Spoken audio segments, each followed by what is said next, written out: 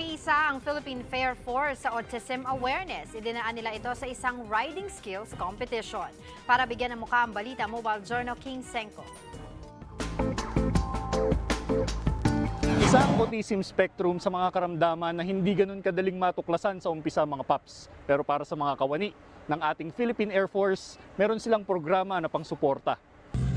Naging maaksyon ng weekend ng mga paps natin sa Philippine Air Force. Ginanap kasi ang Town Hall Regional Trade Fair and Riding Skills Competition dito sa Air Force City sa Clark, Pampanga. Sa trade fair na ito, nagpakitang gilas ang mga kawani ng Philippine Air Force. Pero ang dahilan ng pagtitipon, ang pagbibigay ng awareness ng Air Force sa autism spectrum. Autism has been lingering on for a while, and we have to make the people or the parents be aware that their child is suffering from this. Lumilikom ng pondo ang Philippine Air Force para suportahan ang paggagamot ng dependents ng mga miyembro ng Air Force na na-diagnose na may autism spectrum. Kung titingnan ng datos, isa sa bawat 36 na bata sa buong mundo ang nadadiagnose ng autism spectrum. Kasama rito ang anak ni Colonel Graida. Early detection is very important for early cure and development or rehabilitation of the child. Kaya naman sa tulong ng mga donors at partners ng Philippine Air Force, nasimulan itong event na ito.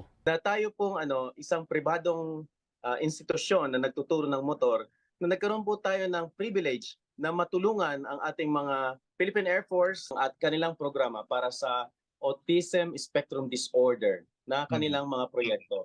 Bukod sa paghasa sa skill sa pagmumotor at pagiging safe sa kalye, layon rin ng programa na makipag-partner sa mga espesyalista sa paggagamot ng karamdaman na ito mga paps. Bilang regalo na rin ngayong Kapaskuhan sa mga pamilyang lumalaban sa karamdamang ito, nais ni na Colonel Graida na mapalaki ang kanilang mga pasilidad para sa gamutan. Ngayon kasi, nasa 11 na ang kanilang pasyente at sadyang malaking gastos ang gamutan dito. Kabilang ng occupational therapy na nasa 800 pesos per session, habang ang speech therapy naman ay nasa 1,200 pesos pataas sa labas at kailangang gawin ng 2 beses sa loob ng 1 linggo.